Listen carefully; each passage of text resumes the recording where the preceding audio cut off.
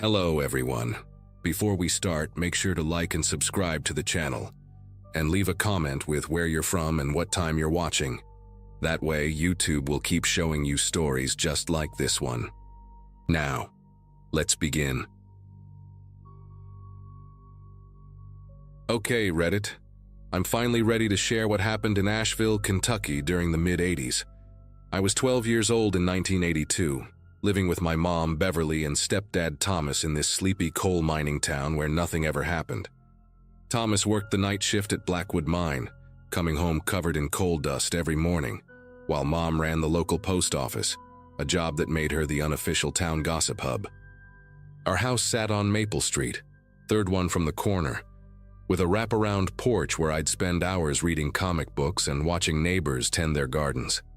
Asheville had maybe 800 people, the kind of place where everyone attended the same church, shopped at the same grocery store, and knew which family had money troubles just by observing who bought generic cereal. Life moved at a snail's pace, and honestly, I thought I'd die of boredom before I ever made it to high school. Everything changed on a Tuesday morning in March when Mrs. Hoffman from down the street came running into the post office, waving a white envelope like it was on fire. I was there helping Mom sort mail before school, and I remember how Mrs. Hoffman's usually perfect hair looked wild, her face flushed red from running. She slammed the letter on the counter and demanded to know who had access to the mail, her voice shaking with rage. The envelope had her name written in neat block letters, no return address, and inside was a single sheet of paper that apparently contained information about her husband's gambling debts that had supposedly been wiped clean years ago. What made it worse was that the letter mentioned specific amounts, dates, and even the name of the bookie in Louisville. Mrs. Hoffman swore only 3 people knew those details: herself, her husband, and the bookie. The problem was her husband had been dead for 2 years, and the bookie had moved to Florida. Mom tried to calm her down, but Mrs. Hoffman just kept repeating that someone was watching them all, someone who knew things they shouldn't know. Within a week, 3 more families received similar letters. The Hendersons got one detailing how their teenage son Kyle had been stealing from the church collection plate for months, complete with exact amounts and dates.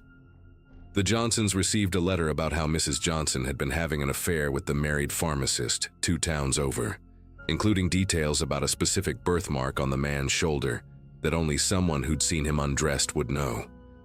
But the letter that really sent shockwaves through our community was the one delivered to the Presleys. Their envelope contained information about how Mr. Presley had been skimming money from the volunteer fire department's emergency fund to pay for his daughter's medical treatments. The letter included photocopies of bank statements, forged signatures, and a breakdown of exactly how he'd been moving money around. What terrified everyone was the level of detail. These weren't just rumors or gossip. These were facts that required intimate knowledge of people's private lives, financial records, and personal relationships. The town started to unravel fast. People who had been friends for decades suddenly became suspicious of each other. Mrs. Henderson accused the church secretary of writing the letters since she had access to the collection records. The Johnsons blamed the pharmacist's wife, thinking she'd discovered the affair and was seeking revenge. But the scariest part was how accurate every single detail was. When confronted, Kyle Henderson broke down and confessed to stealing from the church. Mrs. Johnson didn't deny the affair, but swore she'd never told anyone about the birthmark. Mr. Presley eventually admitted to the embezzlement, but insisted he'd covered his tracks so well that even the bank auditors hadn't noticed. The letters weren't just exposing secrets, they were revealing truths that people thought they'd buried forever. Thomas started coming home from work early, checking all our windows and doors before bed. Mom stopped gossiping with customers at the post office, afraid that anything she said might somehow end up in one of those white envelopes. The letters kept coming, always on different days of the week, always hand-delivered to mailboxes during the night. Nobody ever saw who delivered them, despite half the town taking turns keeping watch. Old Mr. Bailey set up a chair by his front window and stayed awake 3 nights straight, but even he never caught sight of the mysterious letter writer. The envelopes were always identical, Plain white paper, no watermark, with names written in the same careful block letters using a standard blue ballpoint pen. The police chief, Ed McQuaid, collected several of the letters for analysis. But this was 1982 in rural Kentucky. We didn't have access to sophisticated forensic testing. The only thing he could confirm was that the handwriting appeared to be deliberately disguised, with the writer probably using their non-dominant hand to avoid recognition. What made it even more unsettling was that the letters seemed to target specific people for specific reasons. The recipients weren't random. They were all people who held positions of trust or respect in the community, people whose secrets would cause the most damage when exposed. By summer, the situation had escalated beyond simple gossip and shame. The Riverside family received a letter detailing how their supposedly deceased grandfather had actually abandoned the family 30 years earlier after stealing their neighbor's life savings. The letter included a current address in Oregon, where the grandfather was supposedly living under a false name, along with photos of him working at a hardware store. When the family confronted the neighbor, Mrs. Yates, she broke down crying and admitted she'd never told anyone about the theft because she'd been too ashamed to admit she'd trusted someone with her late husband's insurance money. The revelation destroyed the friendship between the families and split the entire neighborhood into sides. Then came the letter that changed everything. The Nelsons received an envelope containing evidence that their 15-year-old daughter, Chloe, had been secretly dating a married man in his 30s from the next county over. The letter included motel receipts, photographs of them together, and detailed descriptions of their meetings. It was the kind of information that could only come from someone who had been following them, watching them, documenting their every move. Mr. Nelson went into a rage unlike anything I'd ever witnessed. He was a quiet man who worked as a mechanic at the local garage, but when he read that letter, he became someone else entirely. He grabbed his shotgun from the gun cabinet and drove straight to the man's house, demanding justice for what he considered the abuse of his daughter. The confrontation ended with Mr. Nelson shooting the man in the leg before neighbors managed to wrestle the gun away from him.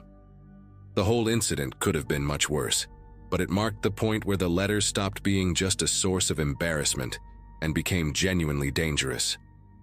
Mr. Nelson was arrested, the injured man was hospitalized, and Chloe was so traumatized by the exposure and violence that she attempted to hurt herself that same night. The ambulance sirens wailing through our quiet streets at 2 a.m. will haunt me forever. Everyone in town could hear them, and we all knew what had happened. The letters had finally drawn blood, and the mysterious writer had gotten exactly what they seemed to want: complete chaos. The aftermath was devastating. Mr. Nelson was charged with attempted murder and assault with a deadly weapon. Chloe was sent to live with relatives in another state, while she recovered from her suicide attempt. The injured man's wife filed for divorce, and their 3 children had to endure whispers and stares everywhere they went. But the worst part was that the letters didn't stop. If anything, they became more frequent and more vicious. The next wave targeted the families of people who had been trying to investigate the mystery. Police Chief McQuaid received a letter detailing how he'd been taking bribes from local businesses to overlook health code violations. The letter included copies of checks, photographs of him accepting envelopes, and testimonies from business owners who admitted they'd been paying him for years. When the state police arrived to investigate, they found evidence exactly where the letter said it would be, hidden in a false bottom of his desk drawer. McQuaid was arrested within hours, leaving our town without effective law enforcement just when we needed it most. The paranoia reached a breaking point when families started receiving letters about each other's attempts to solve the mystery.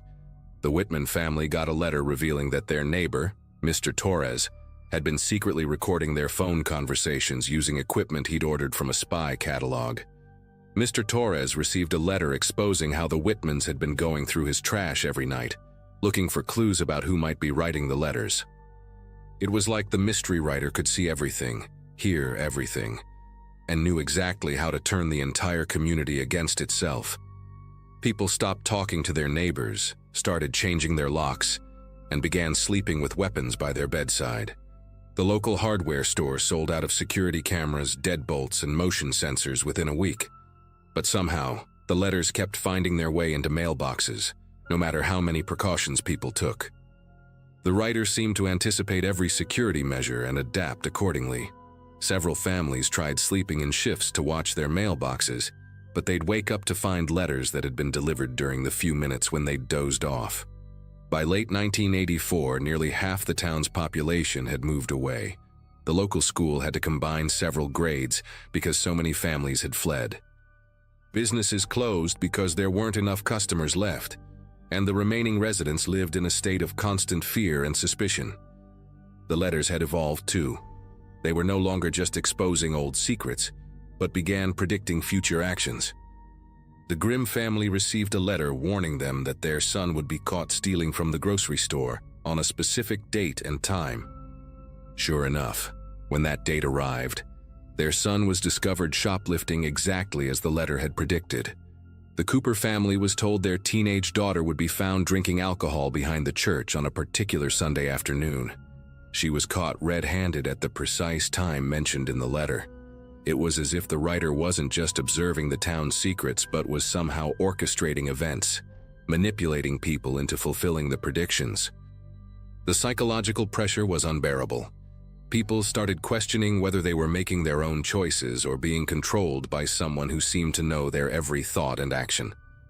The end came suddenly in March 1987, exactly 5 years after the first letter. I was 15 by then, and my family was among the few who had stayed in Asheville. Thomas had been promoted to mine supervisor, and Mom had become the interim postmaster after her predecessor fled town. We'd received our own letter the previous month, one that detailed how Thomas had been falsifying safety reports at the mine to meet production quotas.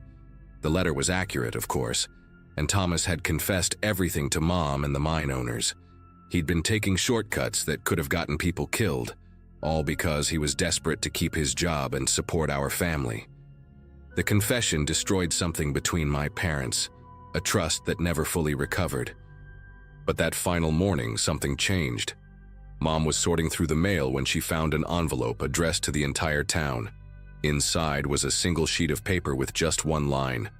"The truth has been served. My work here is complete." That was it. No signature, no explanation, just that simple goodbye message. After that day, the letters stopped completely. No more revelations, no more secrets, no more predictions. The mysterious writer vanished as suddenly as they had appeared, leaving behind a town that was forever changed. Some families tried to rebuild their relationships, but the damage was too deep. Others simply accepted that their secrets were now public knowledge and tried to move forward. A few, like the Nelsons, never recovered from the trauma. Over the years, I've wondered if the letter writer was someone who lived among us the whole time, watching our daily lives and taking notes. Or maybe it was someone from outside who had connections throughout the community, a former resident who had kept in touch with the right people. The truth is, we never found out who was behind it all. The letters stopped, the chaos eventually died down, and life slowly returned to something resembling normal. But Asheville was never the same. The population never recovered, most of the businesses never reopened, and the sense of community trust was permanently broken. I moved away for college in 1990 and rarely go back, but when I do, I can still see the lingering effects of those 5 years. People still seem wary of each other, still reluctant to share personal information, still checking their mailboxes with a mixture of hope and dread. Back in the late 90s, I was living in Brookhaven, Nebraska, a quiet, slow-moving town where everyone knew everyone, or at least thought they did. At the time, I worked part-time at a small local hardware store and spent most of my mornings taking care of my Uncle Frank, who'd been staying with me after a hip surgery. He was in his 70s, still sharp, still stubborn, and swore he didn't need help, but deep down, I think he liked the company. Most of our errands were routine: grocery store runs, post office visits, and a weekly stop at Whitlow's pharmacy to pick up his vitamins and blood pressure meds. That place had been around forever. People trusted it like they trusted their own churches. The first death didn't raise many eyebrows. Mrs. Ellen Wade, a soft-spoken widow who ran the knitting club at the community center, was found in her recliner one morning by her son. No signs of distress, no struggle, just gone. A heart attack, people guessed. She was old, lived alone, and had some medical issues. But then, only a few days later, Mr. Grant Holloway, who'd just seen his grandkids over the weekend, was also found dead in his bed, almost the same way. No pain, no warning. That's when folks started murmuring. 2 healthy seniors just passing in their sleep within the same week? It didn't sit right. Uncle Frank noticed it first. His vitamins tasted different. Not bitter or spoiled exactly, just wrong. He joked about it, said it reminded him of the stuff he used to clean his fishing gear with. I brushed it off at first, assuming it was just a new brand or a bad batch, until I spotted a tiny burn-like mark on the inside of one of his pill bottles, right where the cap twisted on. It looked like a melted bubble, like the plastic had reacted to something. I thought about tossing the bottle, but something in my gut told me to keep it. Frank started feeling nauseous in the mornings after taking them, and by the 4th day he was pale and weak. We stopped the pills immediately, thinking maybe he'd developed a sensitivity. We didn't realize we were getting dangerously close to something way bigger than a bad batch. I took the bottle back to Whitlow's and asked to speak with someone about it. The guy at the counter, Jeremy, barely looked at it, just said sometimes the heat sealers malfunction, nothing to worry about. But he wouldn't let me keep the bottle, said they'd need it for inventory. I pushed a bit, asked if anyone else had complained. He froze, not obviously, but I caught the flicker. That tiny pause where someone's brain scrambles to come up with the safest lie. That night I checked with some neighbors. Turns out both Ellen and Mr. Holloway had their prescriptions filled at Whitlow's. Same brand of vitamins, same white pill bottle with the yellow sticker. I felt this cold, creeping sense that we'd been inches from something no one was ready to say out loud. The more I dug, the more patterns started forming. Ellen's son mentioned she'd recently increased her vitamin dosage, following advice from someone at the pharmacy. Mr. Holloway's daughter told me he'd switched brands 2 months before. Again, suggested by someone from Whitlow's. All of them had been buying the same specific line of premium senior vitality supplements the pharmacy started carrying that summer. I wasn't trying to play detective at first, I swear, but it felt like nobody else was going to ask these questions. Not the coroner, not the local paper. Everyone was just nodding along like this was all coincidence and bad luck. But people weren't just dropping dead in their sleep by chance. Not here. Not like this. Uncle Frank started getting better after we stopped the pills. He got his color back, started joking again, and insisted on mowing part of the lawn even though he was still limping. I kept that original pill bottle hidden under the sink in a zip bag just in case. A couple weeks later, a local reporter named Dana Bricks showed up at the store. She was chasing rumors about a spike in elderly deaths. I didn't tell her everything, but I mentioned what I'd noticed, and that was enough for her to start sniffing around. It didn't take long before she connected even more dots. Turns out there had been 6 similar deaths since spring, all quiet, all seniors, all from different parts of town but tied together by one thing: Whitlow's pharmacy. Things escalated fast after Dana published the article. At first, it was brushed off like tabloid stuff, but then one of the families demanded an independent toxicology report. What they found was horrifying. Traces of a compound similar to cyanide, but lab-altered, and in such low doses that it would have gone undetected in standard tests. Someone was microdosing poison into those vitamins, enough to shut down an old heart, but subtle enough to mimic natural causes. That's when the cops got involved, and the town's trust started crumbling fast. Whitlow's closed its doors the same day the story broke. The shock came when they arrested Mr. Carlton, the pharmacist. I'd known him since I was a kid. He was the kind of man who remembered birthdays, handed out free lollipops to kids, and sponsored local baseball teams. Everyone liked him. Turns out, beneath the white coat and warm smiles, he was drowning in debt, gambling, bad investments, and rumors of a second family in another state. The insurance policies tied to those seniors, he'd quietly convinced several of them to sign over power of attorney, or had access through family members who trusted him with their elderly parents' meds. It wasn't just sick, it was surgical, cold, calculated. Uncle Frank was one of the lucky ones. I still think about how close he came to being on that list.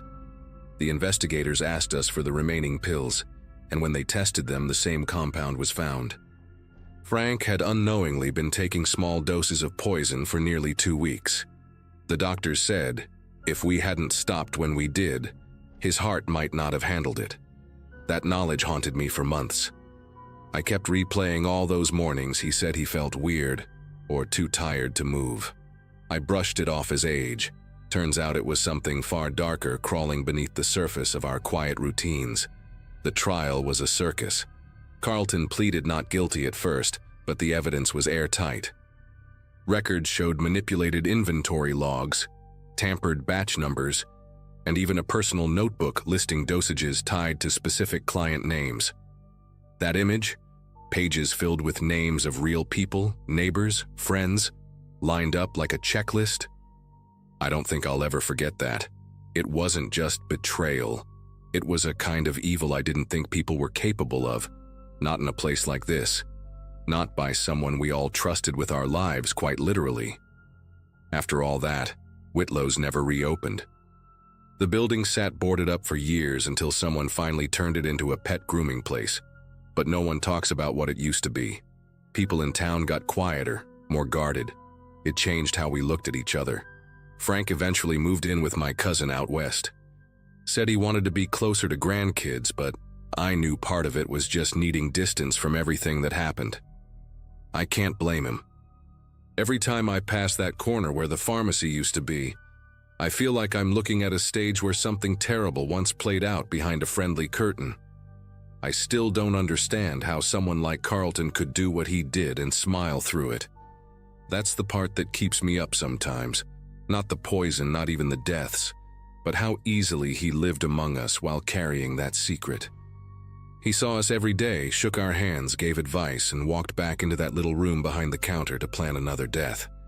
Evil doesn't always look how you think it will. Sometimes it wears a white coat and asks how your weekend was. The whole nightmare started on a rainy Thursday evening in late September 2006.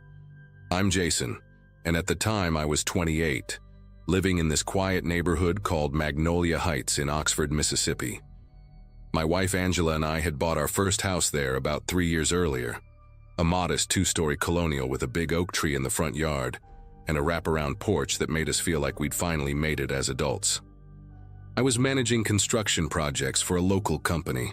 Angela worked at the town library, and we were the kind of couple who actually enjoyed mowing the lawn on weekends and hosting barbecues for our neighbors.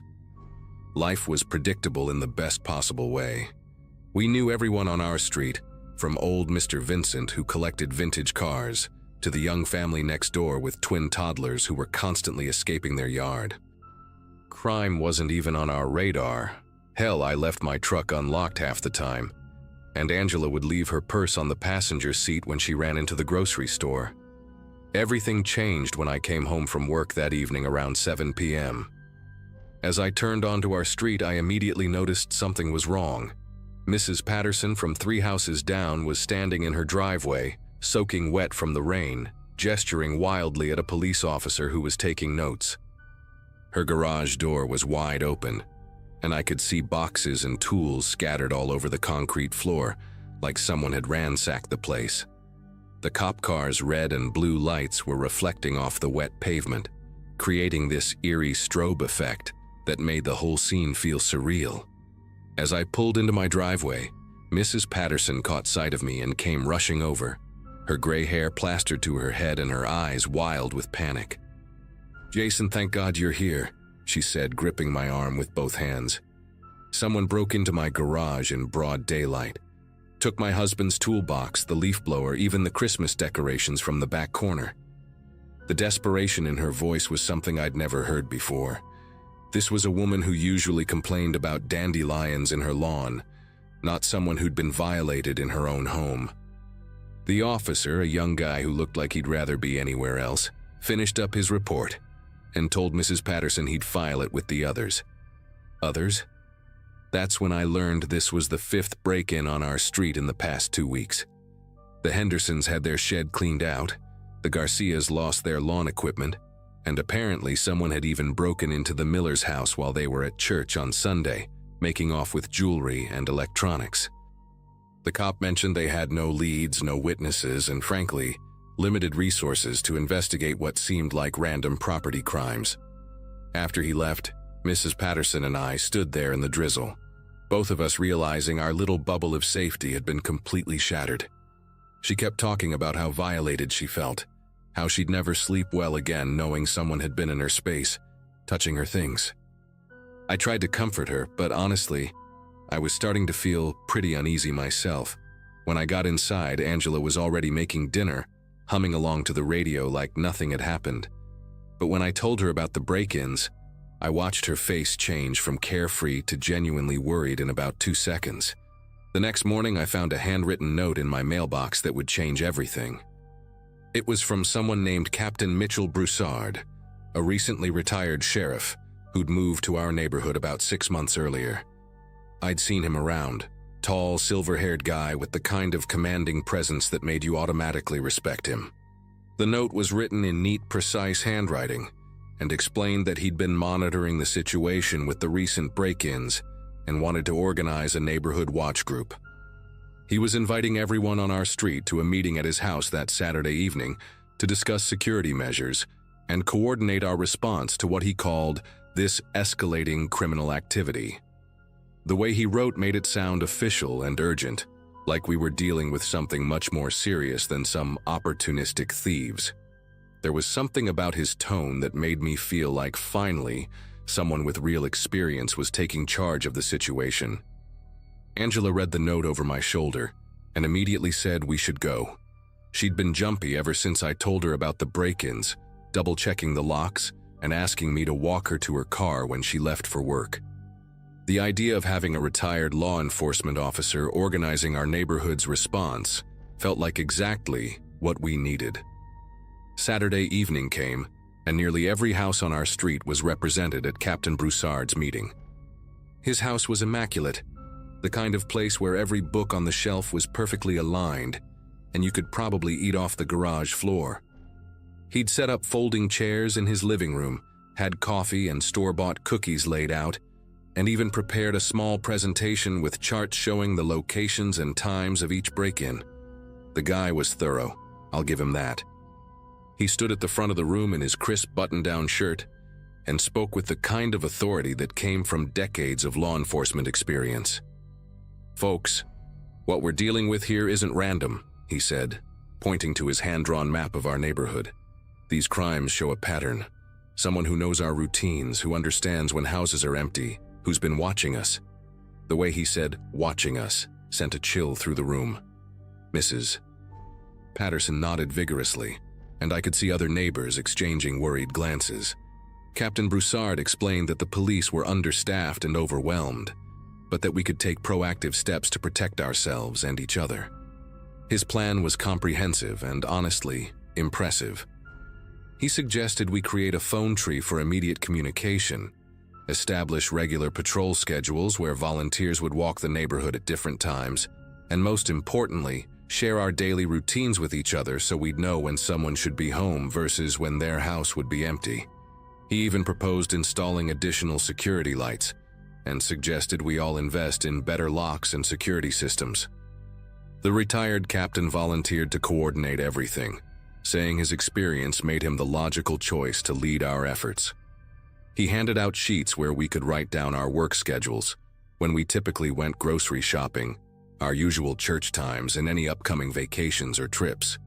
The more we know about each other's movements, the better we can spot suspicious activity, he explained. It all made perfect sense, and by the end of the meeting, everyone was signed up to participate.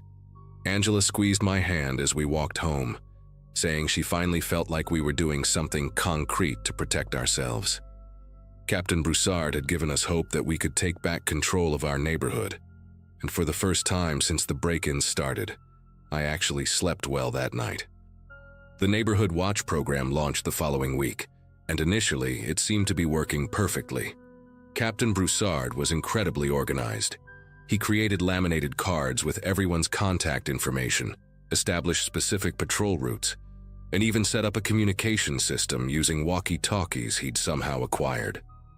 Every morning he'd email the group with updates about any suspicious activity reported overnight, weather conditions that might affect our patrols, and reminders about upcoming schedule changes.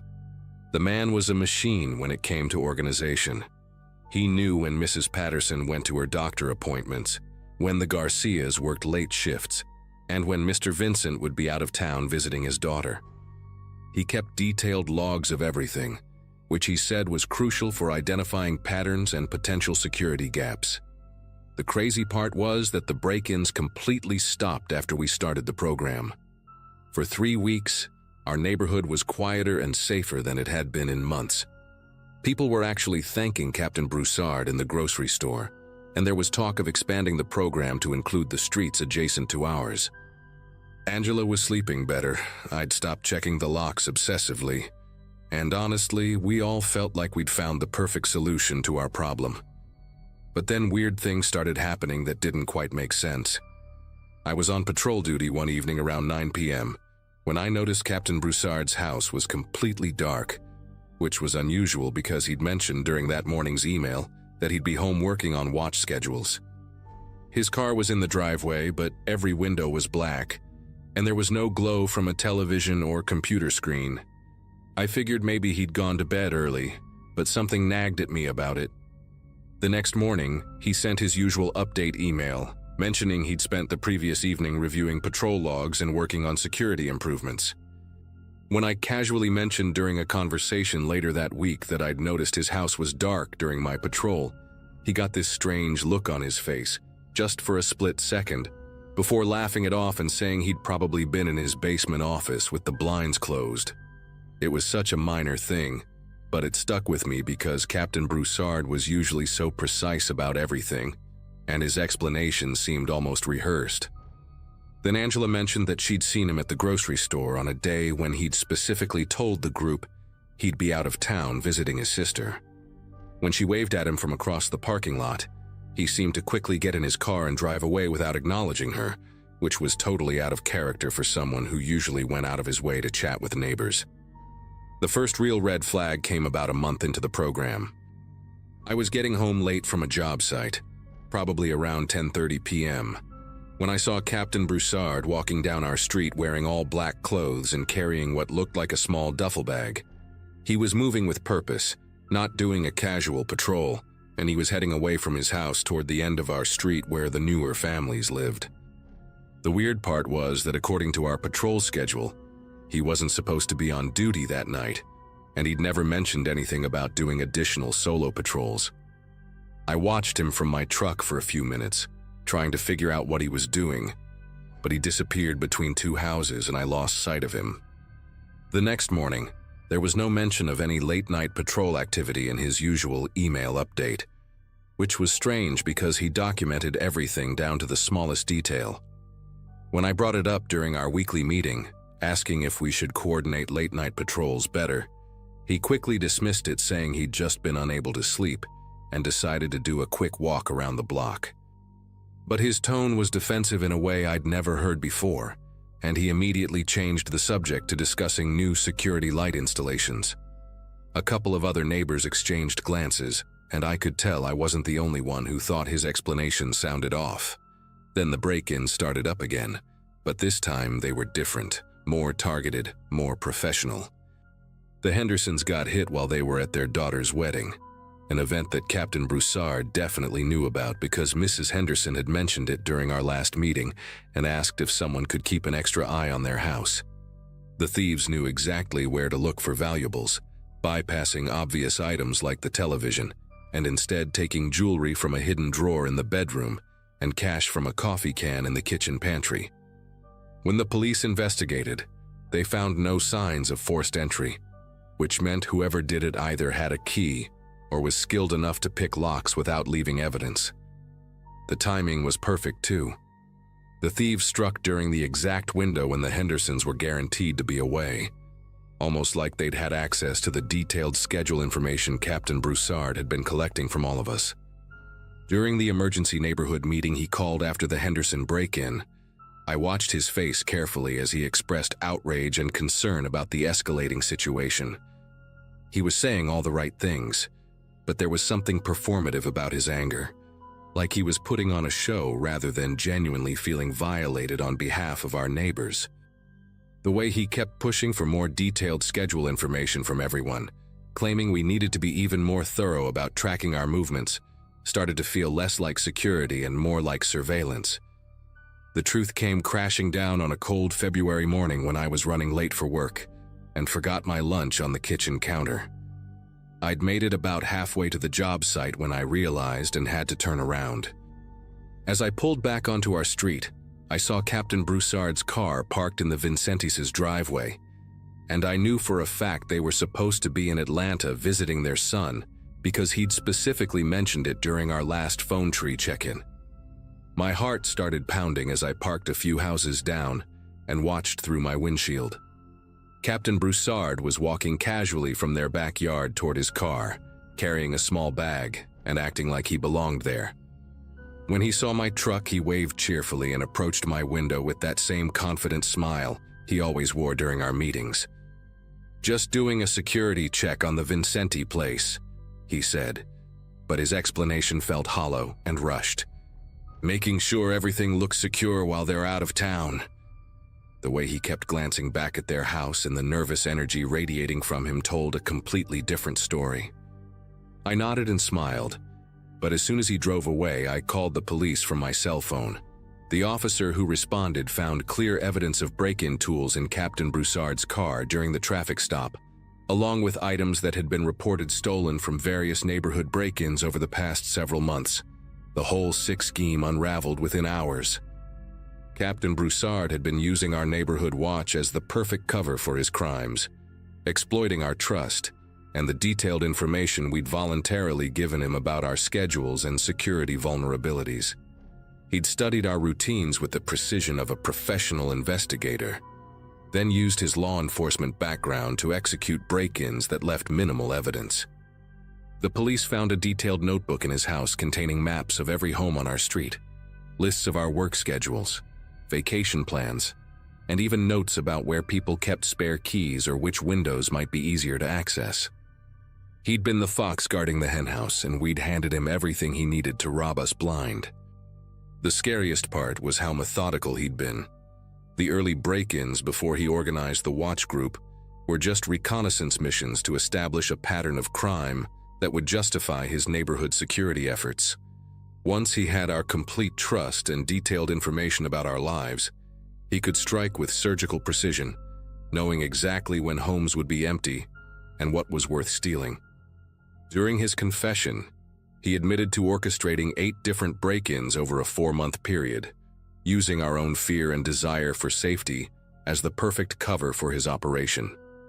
The neighborhood watch disbanded immediately, and though he was eventually sentenced to 5 years in prison, the sense of violation went way deeper than just the stolen items.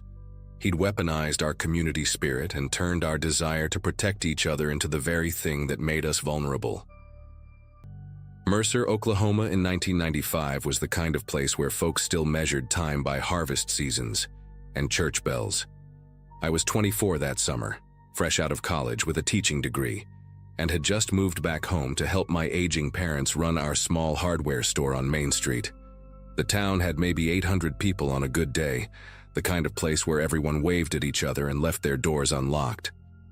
My dad always said Mercer was God's country, untouched by the chaos of big cities, and I believed him. We had clean air, honest work, and the purest well water anyone could ask for. Crystal clear and ice cold, pumped straight from the aquifer that ran beneath our red dirt roads. Never once did we question what we were drinking. The first sign that something was terribly wrong came on a scorching hot Wednesday morning in July. I was opening up the store when Mrs. Abernathy from the farmhouse 3 miles out came stumbling through our front door, her face pale as milk, and her usual bright floral dress stained with what appeared to be vomit. She was clutching her stomach with both arms, doubled over in obvious pain, and when she tried to speak, her voice came out as barely a whisper. "Something's wrong with the water," she managed to gasp between dry heaves. "Harold's in the hospital. The baby, too." The way she said it, with such raw terror in her eyes, made my chest tighten. Mrs. Abernathy was tough as nails. I'd seen her wrangle cattle and fix fence posts in thunderstorms. But now she looked like she'd seen death itself. Within hours, the phone at our store wouldn't stop ringing. Families from all over the county were calling, desperate for answers, reporting the same horrific symptoms. The Petersons had rushed their twin daughters to the emergency room after they started vomiting blood. Old Mr. Fitzgerald collapsed on his porch and was found by his mailman, convulsing and frothing at the mouth. The Crawfords' livestock were dropping dead in their pastures, and their youngest son was having seizures. Every single call painted the same nightmarish picture: people drinking their morning coffee or giving their children a glass of water, then falling violently ill within hours. The hospital in the next town over was overwhelmed, with families driving in from every direction, carrying unconscious relatives and screaming children. The strangest part was the pattern. Not everyone in Mercer was getting sick, just certain families, scattered across specific areas of the county. My family was fine, as were the Whites who lived next door and the Kowalskis who ran the diner. But the affected families were all rural, all had their own wells, and all lived in a rough horseshoe shape around the eastern edge of town. I remember staring at the map my dad had pinned to the wall behind our counter, marking each affected household with a red thumbtack. The pattern was too precise to be random, too deliberate to be coincidence. Something was targeting these specific families, and as the day wore on, more red thumbtacks appeared on that map, creating a crimson arc of suffering that made my skin crawl. The state health department arrived by Friday, a convoy of white vans and officials in hazmat suits who turned our quiet town into what felt like a disaster zone. They started testing everything: soil samples, water from every well, even the air we breathed. Dr. Elizabeth Hartwell, the lead investigator, set up a makeshift command center in our high school gymnasium, and I volunteered to help coordinate with the local families. She was a sharp woman with steel gray hair and eyes that missed nothing, and when she pulled me aside that evening, her expression was grave. "We've found industrial chemicals in the affected wells," she said quietly.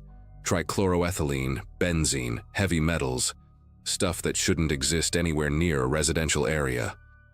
This isn't an accident or natural contamination. Someone is deliberately poisoning these people." The revelation hit me like a physical blow.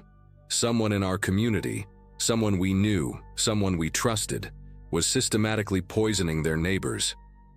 Dr. Hartwell explained that the chemicals were expensive industrial solvents, the kind used in manufacturing and metalworking, not something you'd find lying around a farm or small town. Whoever was doing this had access to dangerous materials and knew exactly what they were doing. The thought that one of our own could be capable of such calculated evil made me question everything I thought I knew about the people I'd grown up with. That night I couldn't sleep, staring at the ceiling and wondering if I'd unknowingly shaken hands with a monster, if I'd made small talk with someone who was slowly murdering children. The investigation took a disturbing turn when Dr.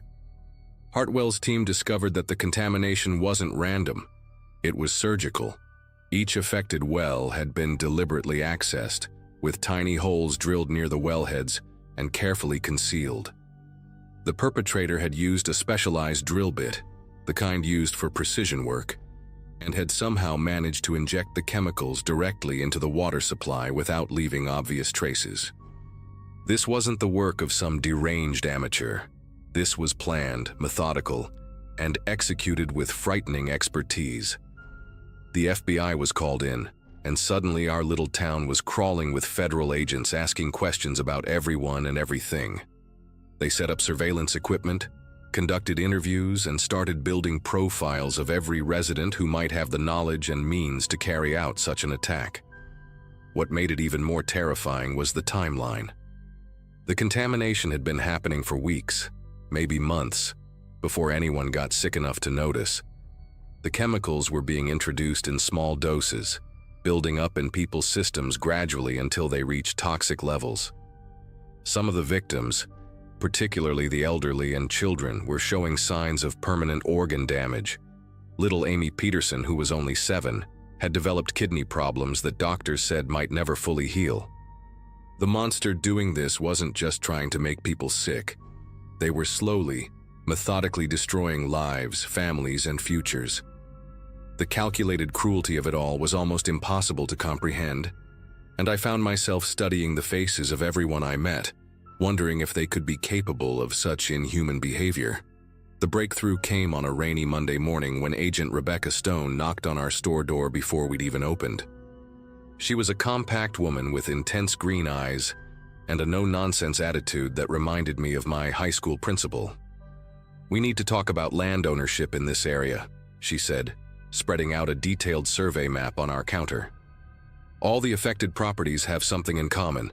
They're all sitting on prime grazing land that borders the Whitmore Ranch." The name hit me like a punch to the gut. Caleb Whitmore was one of the most respected men in the county, a third-generation rancher who owned over 2,000 acres of the best cattle land in eastern Oklahoma. He was a pillar of the community, served on the school board, and donated generously to the church. The idea that he could be behind this seemed absolutely impossible. But as Agent Stone laid out the evidence, a horrifying picture began to emerge. For the past 2 years, Whitmore had been quietly trying to buy up all the properties surrounding his ranch, making lowball offers that most families had rejected. The affected wells were all on properties he'd tried to purchase, and the contamination pattern perfectly matched the boundaries of the land he wanted to acquire. "He's been systematically poisoning his neighbors to force them off their properties," Agent Stone explained, her voice cold with disgust. "Once they're desperate enough, he swoops in with cash offers for their worthless, contaminated land. It's one of the most calculated real estate schemes we've ever seen." The realization that someone could orchestrate such elaborate suffering just to expand their business empire made me physically ill. This wasn't just about money. It was about a complete lack of human conscience. The arrest happened that very afternoon, and I'll never forget the scene. FBI agents surrounded Whitmore's ranch house while he was having lunch with his family, as if he were just another ordinary Tuesday. When they led him out in handcuffs, he looked genuinely confused, playing the part of an innocent man being wrongfully accused. But they'd found everything: barrels of industrial chemicals hidden in an old barn, drilling equipment with traces of the contaminated soil, and most damning of all, a detailed map showing exactly which wells he'd targeted and when. They also discovered he'd been purchasing the chemicals through a fake company he'd set up in Texas, using false documentation and paying in cash. The man who'd sat next to me at church every Sunday for 20 years had been living a double life as a calculated poisoner. What haunts me most is how easily he fooled all of us. Even after his arrest, when the evidence was overwhelming, part of me struggled to believe it was true. Whitmore had been the guy who helped neighbors fix their tractors, who brought casseroles to families when someone died, who coached Little League and organized the annual charity drive. The FBI found records showing he'd been planning this scheme for over 3 years, studying property values, researching the health effects of different chemicals, and carefully timing his attacks to maximize suffering while minimizing suspicion. He was sentenced to life in prison without parole, and every single affected family received substantial compensation. But the damage was done.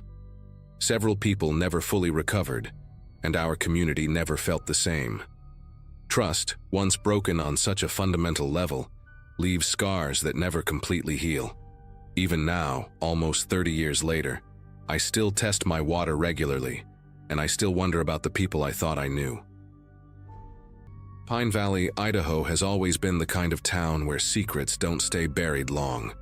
Everyone waves at each other from their pickup trucks, and the biggest excitement usually comes from arguing about which brand of fertilizer works best on corn. I became a registered nurse at Pine Valley Community Clinic in 2018, fresh out of nursing school and eager to help my neighbors. The clinic sat right on Main Street in this old brick building that Dr. Martinez had been running since the Carter administration. Most days we treated everything from scraped knees to high blood pressure, and the elderly folks in town treated us like family.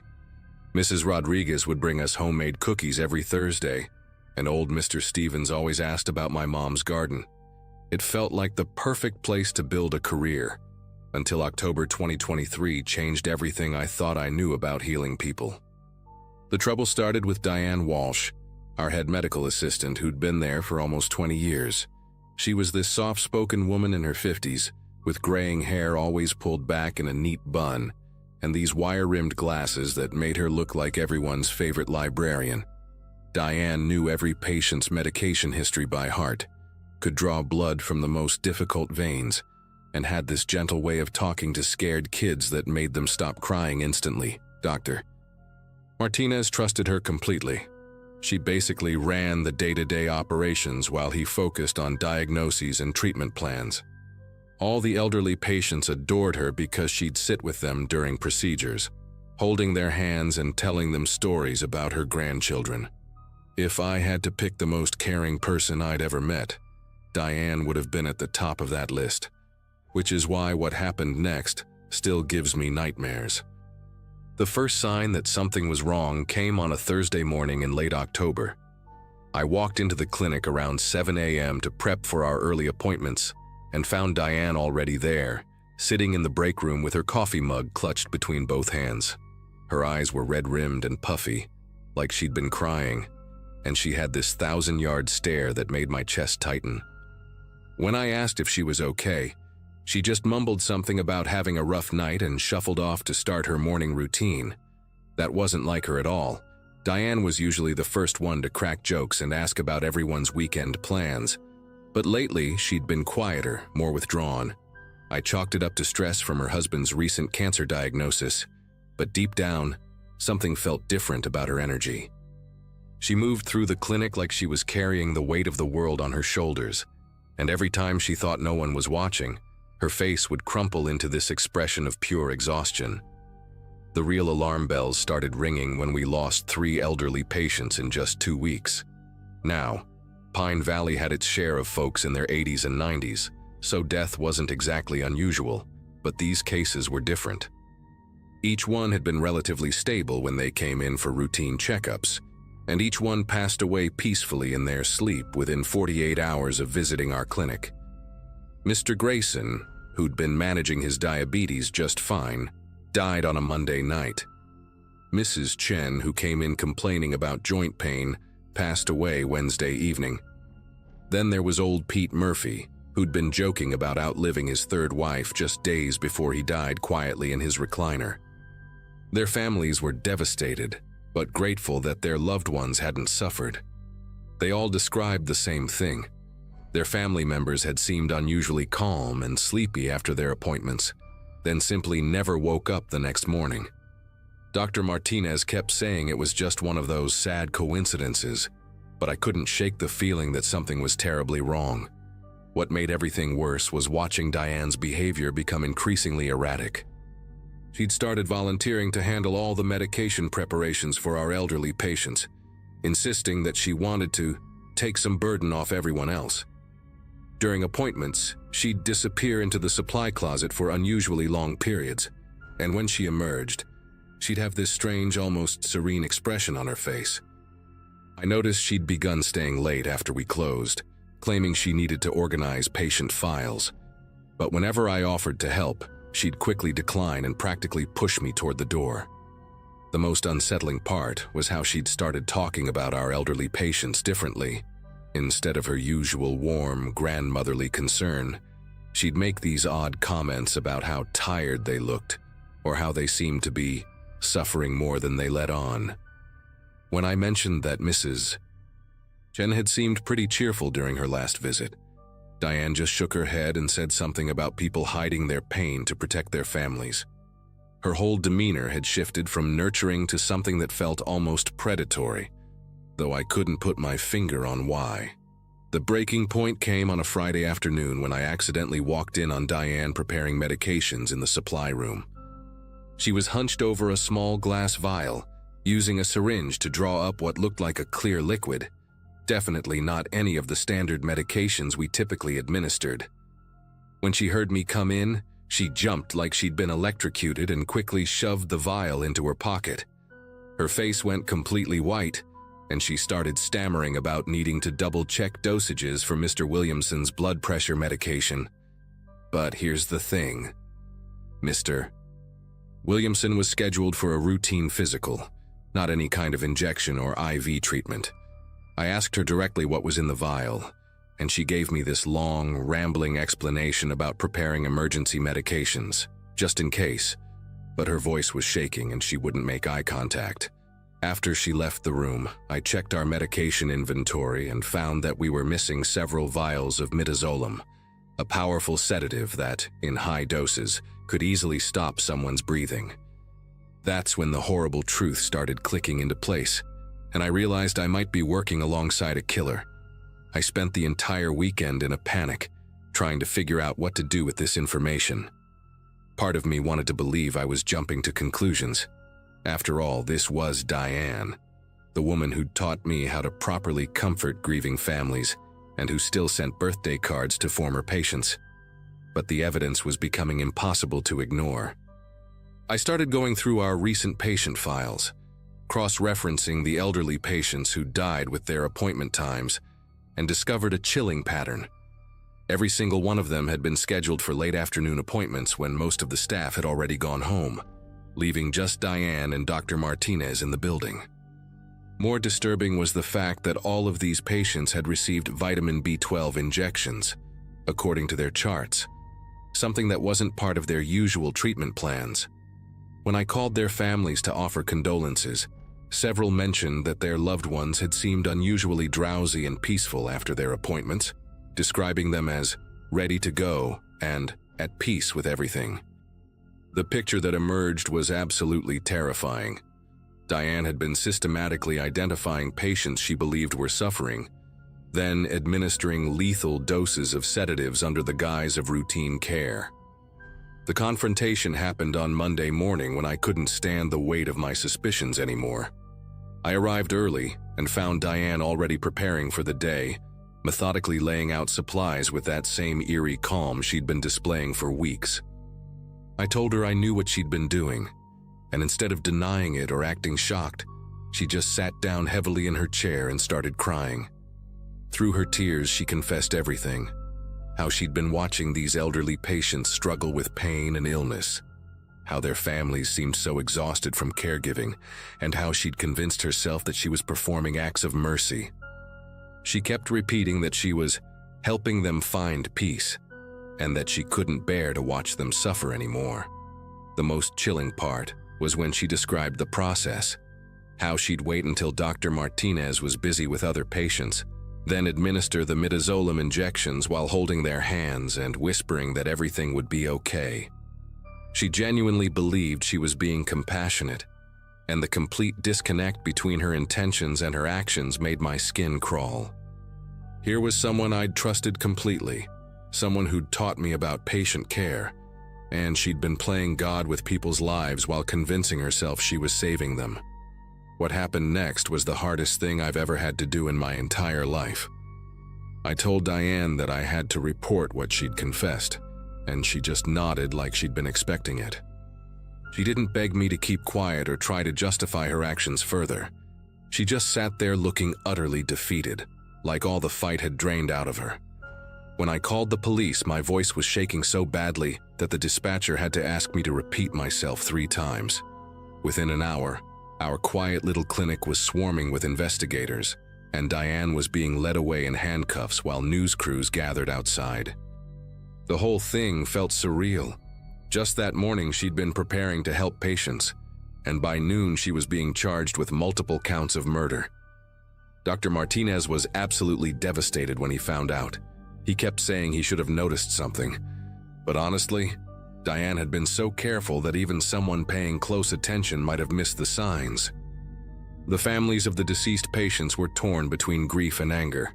Some felt betrayed, that their loved ones had been murdered, while others admitted they were almost relieved their family members had died peacefully instead of suffering through prolonged illness.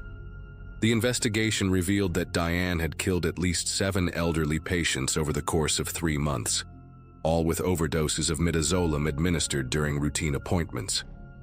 The authorities found detailed notes in her car, where she'd written about each patient's suffering and her reasons for helping them transition. Some of the entries were absolutely heartbreaking. She described sitting with terminal cancer patients and feeling overwhelmed by their pain, or watching family members struggle with the emotional and financial burden of caring for aging relatives. In her twisted logic, she thought she was providing a service that the medical system couldn't offer, ending suffering before it became unbearable. The most disturbing part was how methodical she'd been. She'd researched the exact dosages needed to cause respiratory failure, timed her injections to coincide with busy periods when Dr. Martinez was distracted, and even practiced her explanations for why patients seemed sleepy after their appointments. She'd turned mercy killing into a carefully planned operation, all while maintaining the facade of being the clinic's most compassionate caregiver. The trial lasted 6 months, and I had to testify about what I'd witnessed and how I'd discovered the missing medications. Diane pleaded guilty to 7 counts of second-degree murder and was sentenced to life in prison without parole. During her sentencing, she gave this long speech about how she'd been trying to spare families the agony of watching their loved ones deteriorate, and how the medical system had failed these patients by keeping them alive when they were ready to die. Even then, she maintained that her actions had been motivated by compassion rather than malice. The judge wasn't buying it. He called her a predator who'd exploited the trust of vulnerable patients and their families, and said that her delusions of mercy didn't excuse the fact that she'd committed cold-blooded murder. Watching her get sentenced was simultaneously satisfying and heartbreaking, because I could see glimpses of the woman who'd been my mentor, the one who'd taught me to always put patients first. It was like watching 2 completely different people occupy the same body, and I still struggle to reconcile the caring colleague I'd known with the killer she'd become. The Pine Valley Community Clinic never reopened after the scandal. Dr. Martinez retired immediately, saying he couldn't trust himself to properly supervise staff after missing such obvious warning signs. The building sits empty now, with a for sale sign that's been there for over a year. Most of our elderly patients had to drive 40 minutes to the next town for medical care, and several families moved away entirely because they couldn't handle the constant reminders of what had happened. I transferred to a hospital in Boise, but I still have nightmares about finding those missing medication vials and wondering how many other patients might have died if I hadn't discovered Diane's secret. The hardest part is that I understand on some level what drove her to do it. Watching people suffer is brutal, and the desire to help them find peace is natural for anyone in healthcare. But there's a line between compassion and murder, and Diane crossed it 7 times while convincing herself she was doing the right thing. I'll never forget the look on her face when she confessed, that mixture of guilt and self-righteousness that made me realize how dangerous good intentions can become when they're not tempered by respect for human life and choice. The summer of 1993 in Milford changed everything about how I see the world. At 28, I was living what most people would call a simple life, shift supervisor at the local cheese processing plant, making sure our small town's pride and joy kept churning out those wheels of cheddar that made us famous across Wisconsin. Every morning at 5 a.m., I'd wake up in my little rental house on Elm Street, work until 3 p.m., then come home to tinker with my motorcycle in the garage or read whatever paperback I'd picked up from the library. Milford was one of those places where everyone knew everyone else's business, where the biggest excitement was usually the county fair, or when someone's livestock got loose. The most scandalous thing that had happened in years was when Mrs. Thornton's chickens somehow ended up in the church basement during Bible study. That's the kind of predictable, quiet existence I thought I'd signed up for when I left Milwaukee behind. The whole thing started on a Wednesday morning in late June. The air still held that perfect summer coolness, smelling like fresh-cut grass and wildflowers from the fields surrounding town. I was getting ready for work, had just finished my coffee and was reaching for my keys when I heard the familiar rumble of the mail truck coming down the street. Nothing unusual about that. Our mailman always made his rounds right around 7:30.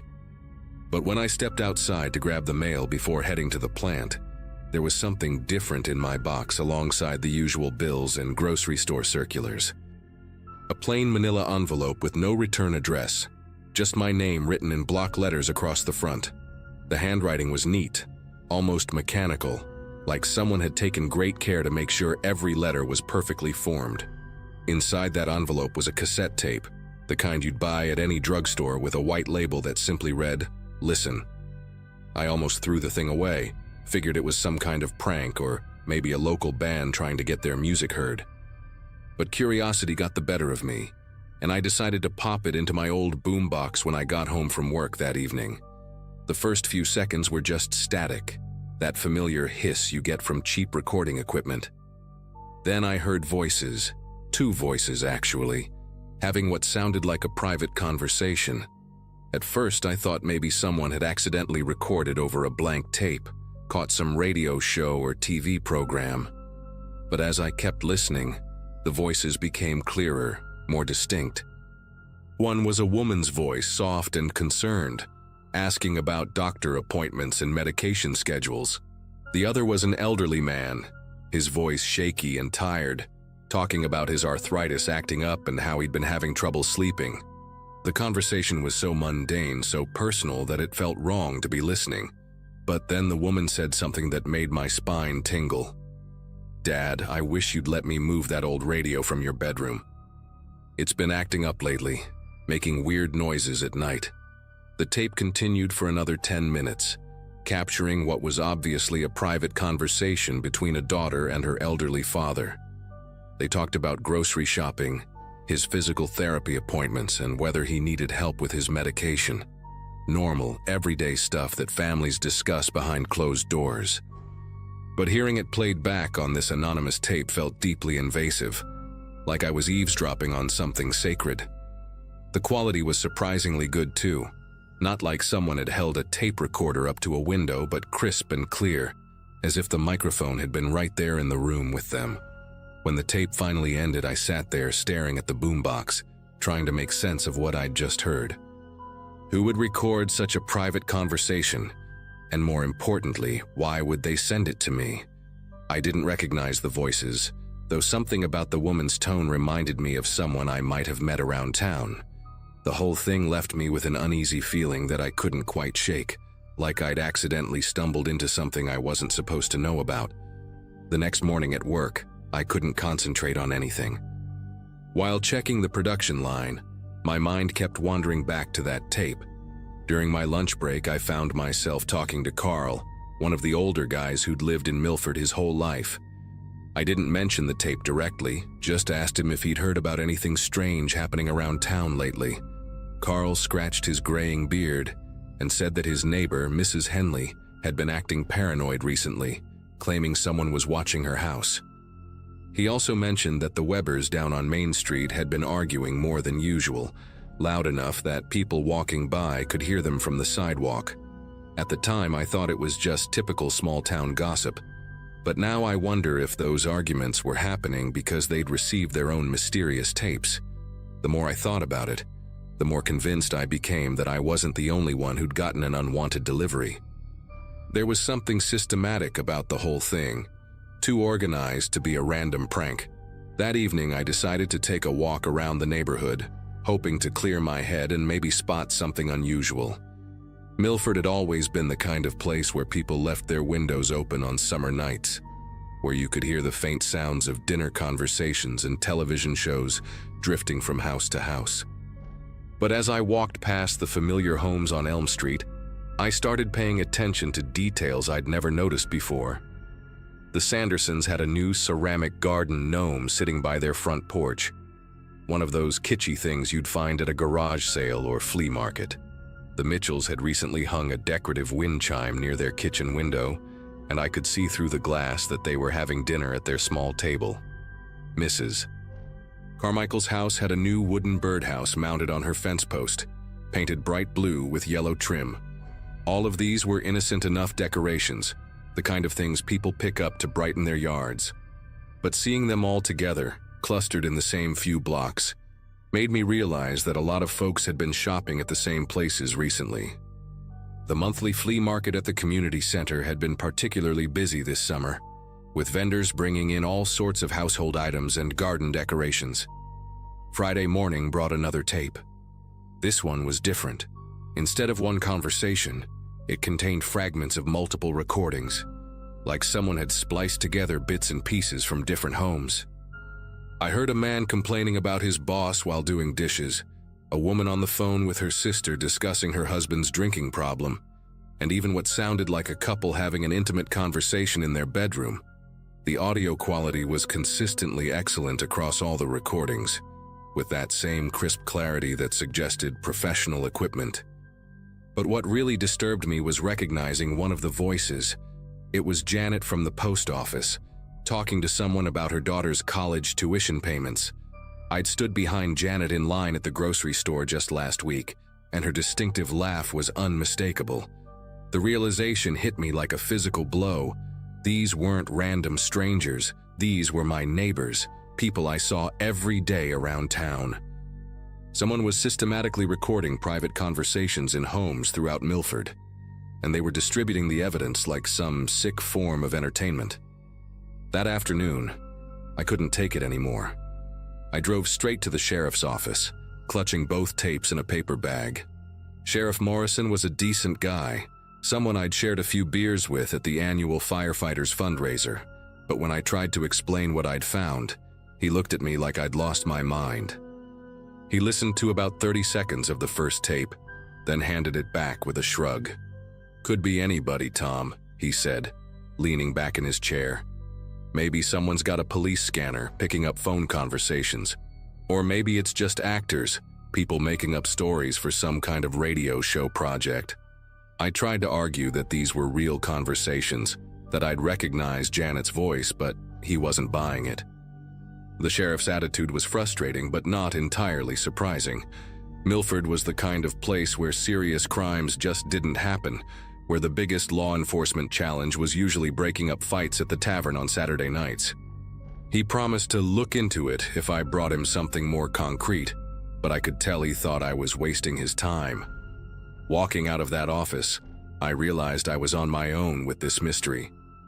Over the weekend, I started doing my own investigation. I began by visiting the community center where the monthly flea market was held, hoping to find some clues about recent vendors or unusual items that had been sold.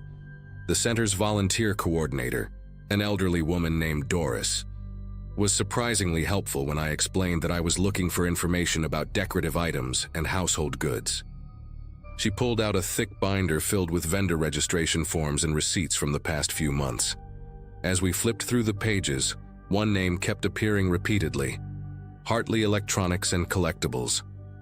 According to the records, this vendor had been selling refurbished radios, decorative items with built-in speakers, novelty clocks, and even some garden ornaments with small weather monitoring devices. The vendor had been particularly active during the past 2 months, always setting up in the same corner spot near the back entrance. Doris remembered him as a quiet, middle-aged man who wore thick glasses and always paid his table fees in cash. He'd told her he was cleaning out his late father's electronics repair shop, selling off old inventory and personal collections. The more I learned about this Hartley character, the more convinced I became that he was behind the tapes. I started making a list of all the homes where I'd noticed new flea market purchases, cross-referencing them with the conversations I'd heard on the recordings. The pattern was becoming clear. Every house that had received items from the flea market seemed to be represented on those tapes. But what really made my skin crawl was the realization that this wasn't random surveillance. It was targeted. Someone had deliberately planted listening devices in household items, knowing that people would bring them into their most private spaces. The ceramic gnomes, the decorative radios, the wind chimes, even the birdhouses, they were all potential hiding spots for tiny microphones.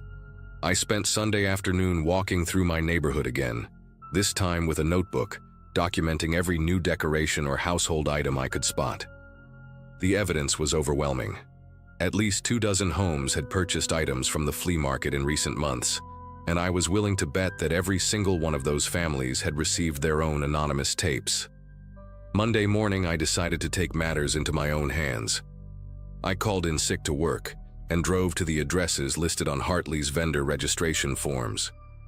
The first address was a rundown house on the outskirts of town, with newspapers piled up on the front porch and mail overflowing from the mailbox, clearly abandoned. The second address led me to a vacant lot where a house had obviously been demolished months earlier. But the third address was different. It was a legitimate electronics repair shop on the other side of the county, about 30 miles from Milford. When I walked in, the owner, an older man named Bob, immediately recognized the name I mentioned. He explained that someone calling himself Hartley had rented storage space in his back room about 4 months ago, paying cash up front for 3 months. The man had claimed he was dealing with an estate sale and needed temporary storage for electronics and collectibles. Bob described him as nervous and secretive, someone who always came by after hours to access his stored items. The storage rental had expired 2 weeks ago, and when the man didn't show up to renew or collect his belongings, Bob had opened the unit to find it completely empty, except for some wire clippings and a few electronics catalogs. Armed with this information, I returned to Milford and did something I'd never done before. I went door to door, talking to neighbors about the mysterious tapes. To my surprise, almost everyone I spoke with had received at least one. The Sandersons had gotten 3 different tapes, all containing recordings of their dinner conversations and phone calls. Mrs. Carmichael had received a tape with her private prayers recorded from her bedroom. The Mitchells had gotten recordings of their arguments about money and their discussions about their son's troubles at school. Once people started opening up, the full scope of the violation became clear. We'd all been living in our homes, thinking we were safe and private, while someone had been systematically recording our most intimate moments. The anger in the neighborhood was palpable, but it was mixed with a deep sense of helplessness. The man called Hartley had vanished, the sheriff wasn't taking us seriously, and we were left with the unsettling knowledge that our private lives had been broadcast to strangers. That evening, about 15 of us met at the community center to figure out what to do next. We decided to systematically check every item purchased from the flea market, and what we found confirmed our worst fears. Tiny microphones hidden in electronic devices, speakers wired to transmit instead of receive, and even some garden decorations with sophisticated recording equipment disguised as weather sensors. We spent the next week removing and destroying every suspicious item we could find, but the damage was already done. The sense of security we'd all taken for granted was gone forever. I was working maintenance for the County Roads Division back then. Nothing thrilling, just long days patching asphalt and clearing brush along the back highways near Lisbon. The kind of job where you knew everyone by name, or at least by truck. That morning, I had clocked in around 6, and by mid-afternoon I was finishing up near County Road 18, close to one of those rest stops no one ever really uses. You know the type: 2 cracked picnic tables, a faded vending machine that probably hadn't worked since the 90s, and a single bathroom that somehow always smelled like mildew and bleach at the same time. I'd driven past it 100 times, never thought twice. That day, though, something felt wrong. Not eerie or dramatic, just off routine. Around 4, I noticed a cruiser parked crooked at the far end of the lot, half in the grass. It was one of ours, Sheriff's Department. At first, I thought maybe the deputy inside had pulled over to take a nap or make a call. But as I passed by in the truck, I realized the driver's side door was hanging open. The lights weren't flashing, but the engine was idling, and the radio was still squawking with dispatch chatter, like someone had just stepped out for a second and never came back. No one else was around. I got out, walked over, called out a couple times, "Hello," and peeked inside. No sign of anyone. The laptop mount was still logged in, a bottle of water in the cup holder, half empty. I recognized the name on the screen: Deputy Lane Kessler. Young guy, polite. Only been on the force maybe a year or 2, but people liked him. The last time I saw him was at the diner off Route 1. He bought a coffee for an old vet who didn't have enough change. That kind of guy. Always waved when he passed. It didn't make sense that he'd leave his car like that. It didn't fit him. I didn't touch anything. I backed up, Called the non-emergency number and told them exactly what I saw. While I waited, I kept scanning the tree line. The rest stop backs up against an old cornfield on one side and a cluster of woods on the other, dense with those thick, clawing branches that always seem to block the light, even at noon. I didn't see movement, but the silence felt heavy. Not the peaceful kind, more like the world was holding its breath. Within 20 minutes, 2 patrol units pulled in, followed by an unmarked SUV. That's when everything started spiraling fast. They taped off the area quick. I stood back near my truck while one of the deputies asked me to go over what I saw, how long the car had been there, whether I noticed any other vehicles, people, anything strange. But honestly, it was just empty when I got there. Not even tire tracks that looked fresh besides mine and the cruiser's. The weird part was the passenger door. It had a smudge near the handle, like someone with dirty gloves had touched it. Almost greasy, hard to miss in the sunlight. I mentioned it, but I don't know if they ever found anything off it. They kept circling the area, but it was all just grass, cracked pavement, and trees that didn't talk back. That night, the town Facebook page lit up. Rumors spread fast. Some folks said he got ambushed. Others claimed they saw a white van parked near the rest stop the night before. You know how people get when there are no answers. They fill in the blanks themselves. But one thing stuck out. No one saw him after midnight. His last radio log showed he called in a routine check just before 12:40 a.m. Then nothing. No distress call, no follow-up. Just radio silence until I found the car almost 4 hours later. Whatever happened fast, clean, quiet. Over the next few days, the search ramped up. Helicopters scanned the fields. Dogs were brought in, volunteers combed the woods. I joined the Saturday morning grid search and spent hours walking between rows of corn that reached up to my shoulders. The whole time, it felt like we were looking for someone who wasn't there anymore. Not just missing, gone, like he'd been plucked out of the world and erased. No footprints, no blood, no broken branches.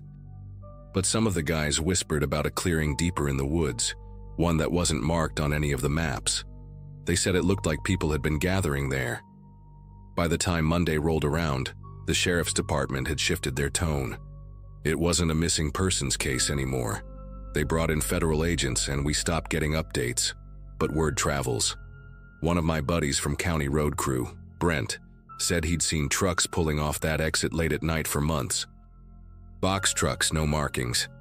Never stayed long. Always in and out before dawn. We all thought it was just construction crews or supply runs. Now it looked more like something organized, coordinated. And maybe Deputy Kessler, had caught a glimpse of something he wasn't supposed to.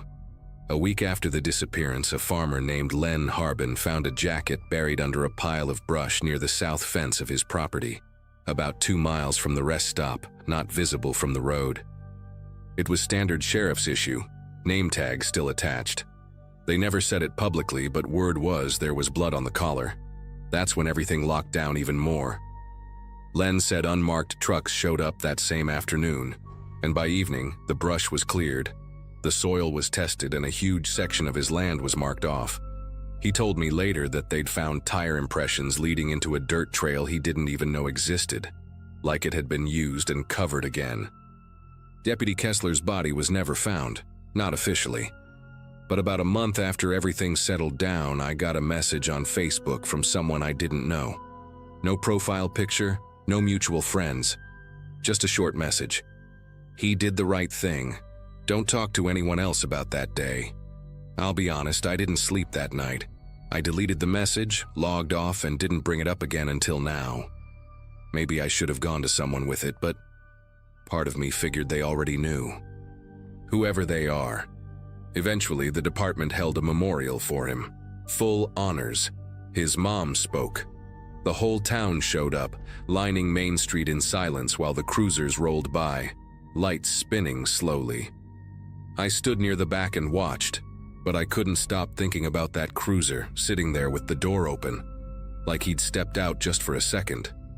Like he thought whatever he saw wasn't going to be a problem. Whatever operation was happening out there, Whether it was trafficking, weapons, something else, it was big enough to make a person disappear without a trace, and quiet enough that most people still don't believe it happened the way it did. I still drive by that rest stop sometimes, usually early mornings on my way out to patch potholes or salt the roads in winter. It looks the same, empty. The vending machine's gone now, just a concrete slab where it used to be. But every time I slow down, I catch myself checking the edge of the trees, the brush beyond the guardrail, half expecting someone to step out. I never stop. Not anymore. Whatever was out there that night, it made sure to clean up after itself. But it left just enough behind for the rest of us to remember and to stay quiet.